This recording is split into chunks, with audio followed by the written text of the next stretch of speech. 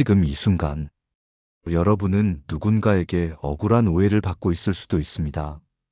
말로 해명하려 했지만 오히려 더 이상해졌던 경험 혹시 있으신가요? 나는 그런 뜻이 아니었어. 그게 아니라 사실은 말이야. 이렇게 길게 설명한 끝에 남는 건 억울함을 풀지 못한 자책과 내 말에 시큰둥하게 반응하는 상대의 냉소뿐입니다. 왜 우리는 상대에게 더 많이 설명할수록 더 초라해지고 더 약해지는 걸까요? 이 질문에서 오늘 방송은 시작합니다. 한 청취자분의 이야기를 전해드립니다. 그녀는 오랫동안 좋은 사람으로 살아왔습니다. 직장에서든 가족이든 친구 사이에서도 늘 조심스럽고 배려 깊은 태도를 보이며 사람들에게 상처를 주지 않기 위해 자신을 늘 낮춰왔죠. 그런데 어느 날 동료가 그녀에게 이런 말을 했다고 합니다. 넌 항상 뭔가 미안하단 말이 많아. 그러니까 사람들이 널 그렇게 대해. 그 말을 듣고 그녀는 처음으로 스스로를 돌아보게 됐다고 합니다. 아무 잘못도 없는데 늘 해명하고 오해받지 않으려고 조바심을 냈던 이유. 그건 결국 상대보다 자신이 낫다는 신호를 무의식적으로 내보냈기 때문이었습니다.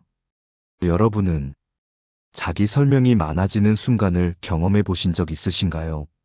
억울해서 혹은 오해받기 싫어서 열심히 말하다 보면 점점 말이 길어지고 결국 설명이 변명처럼 들리고 마는 그 감각. 그건 아주 미세한 관계의 힘의 균형이 무너졌다는 신호입니다. 우리는 흔히 자세히 말하면 진심이 전달될 거라 믿습니다. 하지만 아이러니하게도 관계에서는 많은 설명이 약함의 증거로 받아들여질 때가 많습니다. 그렇기 때문에 진심이 왜곡되고 내 존재감은 줄어들게 되죠. 고대 로마 철학자 세네카는 이런 말을 남겼습니다. 설명이 길어질수록 진실은 멀어진다. 그는 진심은 간결한 말 안에 깃들어야 한다고 믿었습니다. 오늘 방송에서는 이처럼 설명을 많이 할수록 왜 약해 보이는지, 그리고 상대의 시선을 바꾸기 위해 설명이 아닌 무엇을 택해야 하는지 함께 나누고자 합니다. 또 어떤 말투, 어떤 대화법이 여러분을 만만하게 보이지 않도록 존중받는 사람으로 세워주는지도 세 가지 실천법을 중심으로 자세히 말씀드리겠습니다. 이번에는 실제로 설명을 많이 해서 관계가 왜곡된 한 사람의 사례를 통해 더 깊이 이야기 나눠보겠습니다. 그녀의 이름은 수진입니다. 30대 중반의 직장인이자 팀에서 가장 신뢰받는 기획자였죠. 겉으로는 늘 온화하고 말수가 적지만 실은 누구보다 타인의 시선을 예민하게 느끼며 오해받지 않으려 애쓰는 사람이었습니다. 어느 날 상사의 요청으로 수지는 중요한 프로젝트 발표를 맡게 됐습니다. 그녀는 일주일 동안 잠을 줄여가며 발표 자료를 만들었고 회사의 방향성과 시장 데이터를 정교하게 엮어 프레젠테이션을 완성했습니다. 하지만 발표 당일 회의에 참석한 한 동료가 이런 말을 툭 던졌습니다. 근데 이거 기존 아이디어랑 뭐가 다른 거예요? 수지는 당황했지만 침착하게 답했죠. 기존 아이디어는 트렌드를 분석한 내용이었고 이번에는 실제 소비자 인터뷰를 바탕으로 실행안을 구체화한 차별성이 있어요. 그런데도 그 동료는 팔짱을 낀 채 말했습니다. 잘 모르겠네요. 결국 비슷한 얘기 아닌가요? 순간 수지는 자신의 노력이 무너지는 기분이 들었습니다. 그래서 더 많은 설명을 시작했죠. 아니에요. 이번에는 소비자군을 세그먼트별로 나눴고요. 타깃별 니즈를 반영해서 그러니까 이건 단순히 비슷한 아이디어가 아니라 말이 길어질수록 분위기는 싸늘해졌고 동료들의 시선도 점점 멀어졌습니다. 발표가 끝난 후 팀장은 조용히 수진에게 말했습니다. 다 잘했어. 근데 설명을 조금만 줄였으면 더 설득력 있었을 거야. 그 순간 수진은 알게 되었습니다.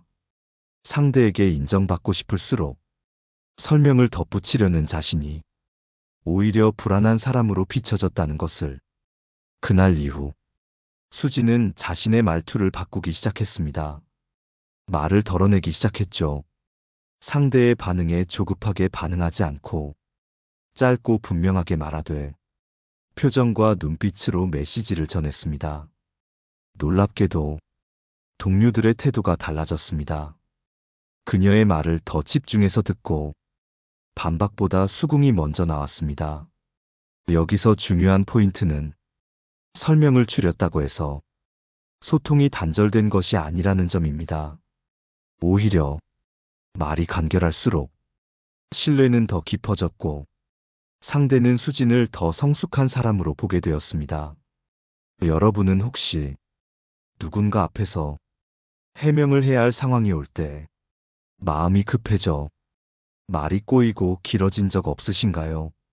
그건 그만큼 여러분이 그 관계 안에서 무언의 긴장감과 불균형을 느끼고 있다는 신호입니다. 그리고 그 불균형을 채우기 위해 말을 늘리는 순간 여러분은 점점 더 힘을 잃고 상대에게 끌려가게 됩니다. 말의 무게는 그 양이 아니라 간결함에서 비롯됩니다. 내가 나를 믿는 힘은 조용한 목소리 안에서도 드러나고요. 이번에는 말을 아껴서 오히려 관계의 주도권을 되찾은 또 다른 사람의 이야기를 전해드리겠습니다. 그의 이름은 민호였습니다. 40대 초반의 자영업자였고 오랜만에 고등학교 친구 모임에 참석했습니다. 한 친구가 그에게 물었습니다. 요즘 장사 어때? 그래도 코로나 끝나고 좀 낫지? 민호는 잠시 망설이다가 자신도 모르게 길게 설명하기 시작했습니다. 사실 코로나 때 손해가 크긴 했는데 요즘은 그래도 버티고 있어.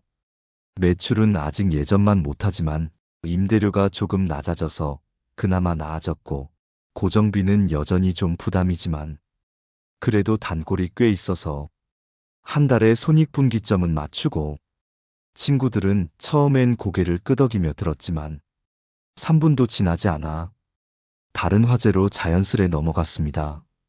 민호는 자리에 앉아 있으면서도 말을 많이 했는데도 왠지 더 외로워진 기분이 들었습니다. 설명했지만 이해받지 못했고 오히려 쟤 아직 힘들구나 하는 눈빛만 남았습니다. 그날 밤 민호는 집으로 돌아오는 길에 무언가 깨달았습니다. 자신이 너무 애썼다는 걸. 지금 상황이 괜찮다고 애써 보이려고 설명을 이어갔다는 걸요. 그 말들이 사실은 자기 자신에게 향한 설득이었다는 걸 늦게서야 깨달은 겁니다. 그 후 민호는 내가 말하지 않아도 나를 아는 사람에게 더 마음을 주기 시작했습니다. 괜한 설명을 줄이고 그저 웃으며 그럭저럭 잘 지내. 이 한마디로 자신의 상황을 표현했습니다.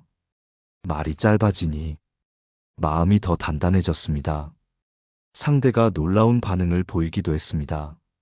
와, 목소리에 힘이 있다. 예전보다 더 좋아졌네.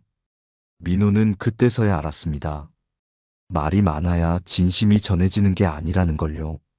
오히려 간결한 말 한마디가 자신의 내면을 더 믿게 만들고 상대에게도 더 신뢰를 주게 된다는 걸요.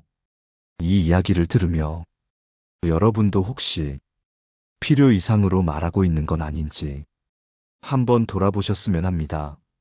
왜 그럴까요? 왜 우리는 자꾸만 설명하게 될까요? 그건 우리 안에 있는 오해받고 싶지 않다는 두려움 때문입니다. 그리고 나를 좋게 봐줬으면 좋겠다는 작은 기대와 인정 욕구 때문이기도 합니다. 하지만 설명을 많이 한다고 해서 그 두려움이 사라지지는 않습니다. 오히려 자신 없는 사람이 되어버리죠. 그 말을 듣는 사람도 쟤 뭔가 찔리는 거 있나? 왜 저렇게까지 설명하지? 하는 반응을 보이게 됩니다. 프랑스 철학자 몽테뉴는 이런 말을 남겼습니다. 자신을 많이 해명하는 사람은 이미 죄를 인정한 것이다. 민호의 이야기처럼 설명을 줄이는 용기. 그것이 바로 성숙한 인간관계의 출발점입니다. 이번에는 직장 내에서 설명 대신 침묵으로 중심을 지킨 또 다른 사람의 사연을 소개하겠습니다. 37의 지수는 중견기업의 홍보팀에서 일하고 있었습니다. 팀장은 깐깐한 성격으로 보고서 하나에도 꼬투리를 잡고 회의에서는 매번 지수를 곤란하게 만들곤 했습니다. 처음 몇 달간은 지수가 말도 많고 적극적이라 팀장도 어느 정도 신뢰를 보냈지만 어느 순간부터 그녀가 하는 모든 말이 불필요하게 느껴지는 듯한 반응이 이어졌습니다. 회의 중 팀장이 묻습니다. 이건 왜 이렇게 정리했죠? 지수는 당황하며 서둘러 설명을 이어갑니다. 아, 이건 지난달 통계를 기준으로 했고요. 다음 분기 대비 예상치를 반영하려다 보니 이런 구조가 더 낫겠다고 판단해서 물론 다른 방식으로도 바꿔볼 수는 있습니다만 팀장은 말이 끝나기도 전에 고개를 저으며 말합니다. 설명이 너무 길어요. 요점만 얘기해 주세요. 회의실이 싸늘해지고 지수는 마치 자신이 신뢰를 잃은 것 같아 조용히 입을 다물었습니다. 그날 이후 지수는 전략을 바꾸었습니다. 설명하지 않고 결론만을 말하기로. 통계 기준은 지난달입니다. 다음 분기 예측 반영했고요. 요약 자료는 보충해서 드리겠습니다. 짧은 말, 분명한 전달. 이것이 지수의 변화였습니다. 그랬더니 놀라운 일이 벌어졌습니다. 그녀의 말에 사람들이 더 집중하기 시작한 겁니다. 더 이상 팀장은 지수에게 말이 많다고 하지 않았고 간결하고 정확하다고 평했습니다. 말을 줄였을 뿐인데 신뢰가 늘어난 것입니다. 이 사연을 들으며 여러분은 어떤 생각이 드시나요? 혹시 나는 지수처럼 내 진심을 증명하려 애쓰다가 오히려 신뢰를 잃고 있진 않은가? 사실 설명이 길어지는 진짜 이유는 내가 말에 책임지기 두렵기 때문입니다. 그게 아니라로 시작하는 말, 오해하시면 안 되는데요 라는 전제. 이 모든 말 속에는 나를 믿지 않을 것이라는 두려움이 깔려 있습니다. 그럴 때일수록 우리는 한 발 물러나 내 말에 확신이 있는가를 먼저 점검해야 합니다. 확신이 없다면 아무리 길게 말해도 상대는 느낍니다. 그 불안함을요. 고대 로마의 정치가이자 철학자인 키케로는 진실은 간단하고 거짓은 설명이 필요하다고 말했습니다. 이 말이 왜 이토록 날카로운지 여러분도 느끼셨을 겁니다. 진심은 설명 없이도 전해질 수 있습니다. 단단한 사람은 말이 짧고 가벼운 사람일수록 말이 많습니다. 무거운 말은 짧아도 울림이 있습니다. 가벼운 말은 길어도 흩어지기 마련입니다. 이번에는 친밀한 인간관계일수록 설명이 불러오는 반작용에 대해 한 부부의 사례로 풀어보겠습니다. 가까운 관계일수록 설명이 많아집니다. 그리고 아이러니하게도 그 설명은 오히려 관계를 더 멀어지게 만듭니다. 부부 상담을 하며 가장 많이 듣는 말 중 하나는 이것입니다. 내가 얼마나 설명했는데요. 그 사람은 들으려고 하질 않아요. 또 다른 한 사람은 말합니다. 말이 너무 많아요. 듣다 보면 짜증이 납니다. 그날 상담실에는 결혼 15년 차 부부가 마주 앉아 있었습니다. 아내는 진심을 이해받지 못했다며 눈물을 흘렸고 남편은 도무지 말을 섞고 싶지 않다며 고개를 돌렸습니다. 아내의 이야기를 요약하면 이렇습니다. 나는 늘 설명했어요. 당신이 얼마나 중요한 사람인지, 왜 내가 그때 그렇게 행동할 수밖에 없었는지, 그 상황에서 내가 얼마나 힘들었는지.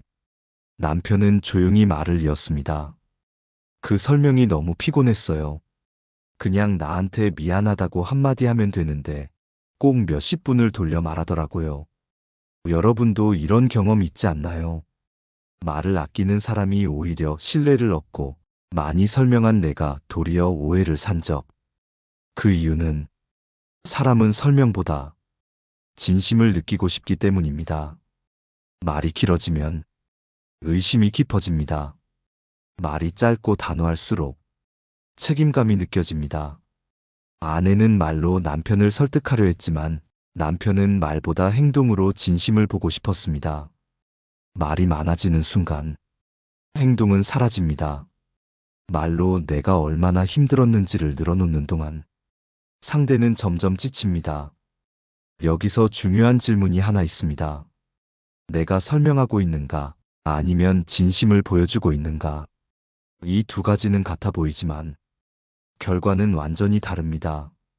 또한 설명이 많다는 건 상대의 판단력을 믿지 않는다는 의미이기도 합니다.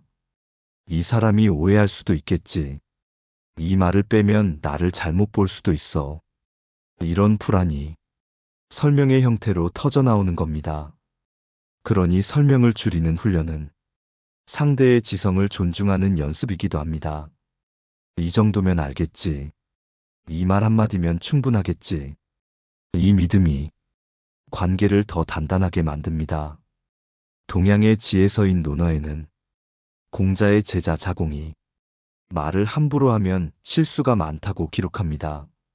말은 입 밖으로 나오는 순간 돌아올 수 없습니다. 많이 말할수록 실수가 많아질 수밖에 없고 그 실수는 때로는 관계를 회복 불가능하게 만들기도 합니다. 관계는 말로 쌓이는 게 아니라 침묵과 행동 사이에서 쌓입니다. 그러니 설명을 줄이는 건 침묵을 지키는 용기입니다. 그리고 침묵을 지키는 사람은 어느새 중심을 잡은 사람으로 여겨집니다. 이번에는 설명을 줄이는 사람들의 세 가지 말 습관과 태도에 대해 조금 더 구체적인 조언으로 들어가 보겠습니다. 설명을 줄이는 사람에게는 공통된 특징이 있습니다. 그들은 말을 아끼는 사람이 아닙니다. 말을 선택하는 사람입니다. 그들은 첫 번째로 자신이 말하지 않아도 상대가 알아차릴 수 있는 여백을 남깁니다. 불필요한 감정의 설명, 과도한 이유의 부여는 하지 않습니다. 그 대신 딱 한마디, 이건 내 입장에선 중요했어. 나는 그때 서운했어. 말을 단순화하되 감정은 진하게 담습니다. 둘째로 설명보다 질문을 더 많이 합니다. 그땐 네가 왜 그런 생각을 했는지 궁금해. 혹시 내가 그때 불편하게 한 거야? 설명은 나의 입장을 말하는 행위지만 질문은 상대의 입장을 묻는 행위입니다. 그래서 질문은 방어를 해제시키고 상대의 말문을 열게 합니다. 세 번째로 설명 대신 행동으로 보여줍니다. 나는 너를 정말 아껴. 이 말을 10번 하는 것보다 피곤한 퇴근길, 상대의 입맛을 생각해 따뜻한 국을 끓여두는 것이 훨씬 큰 울림이 됩니다. 행동은 말보다 오래 기억됩니다. 말은 순간을 감동시키지만 행동은 시간을 감동시킵니다. 설명을 줄이는 것은 침묵하는 기술이 아닙니다. 관계를 지키기 위한 선택입니다. 한 상담 사례에서 이런 분이 있었습니다. 직장에서 후배와의 갈등으로 매일 마음이 무거웠던 50대 여성. 후배는 자꾸 자신을 무시하는 말을 하곤 했고 그때마다 그녀는 조용히 해명했습니다. 그런 뜻으로 말한 게 아니었어. 나는 너를 나쁘게 보지 않아. 그 설명들은 오히려 후배의 공격을 더 부추겼습니다. 상담을 통해 그녀는 설명을 멈추는 법을 배웠습니다. 그리고 아주 단호하게 한마디만 했습니다. 나는 이런 방식의 대화는 불편해. 그 후, 그 후배는 더 이상 그녀를 함부로 대하지 않았습니다. 왜냐면 더 이상 만만하지 않았기 때문입니다. 설명을 많이 한다는 건 나를 방어하고 있다는 뜻입니다. 그리고 그 방어는 오히려 나를 더 취약하게 만듭니다. 침묵은 때로는 방어보다 더 강력한 메시지가 됩니다. 설명은 상황을 해명하지만 묵직한 한마디는 사람의 마음을 움직입니다. 고대 중국의 사상가 장자는 이렇게 말했습니다. 말이 많으면 그 말 속에 진실이 묻힌다. 진짜 중요한 말은 짧고 단순하고 조용하게 다가옵니다. 그리고 그런 말이 오히려 상대의 마음에 깊이 남습니다. 오늘 이 방송을 마무리하면서 여러분에게 한 가지 질문을 남기고 싶습니다. 지금 여러분이 자꾸 설명하고 있는 대상은 누구인가요? 그 사람이 정말 설명해야만 이해할 수 있는 사람인지, 아니면 여러분의 설명을 무기로 삼는 사람은 아닌지 조용히 돌아보시기 바랍니다. 말을 줄이고 행동을 남기세요. 침묵은 무시가 아닙니다. 그건 자기 자신에 대한 존중입니다. 그리고 결국 그 존중은 상대에게도 존중받는 길로 이어집니다. 오늘의 이야기가 도움이 되셨다면 댓글로 여러분의 생각을 남겨주세요. 설명하지 않아도 전해지는 공감, 그게 바로 우리가 이 방송을 함께하는 이유입니다. 구독과 좋아요는 이런 이야기를 더 많은 분들과 나눌 수 있는 힘이 됩니다. 오늘도 마음의 여백을 선택하신 여러분, 고맙습니다. 우리는 다음 이야기에서 다시 만나겠습니다. 지혜의 숲이었습니다.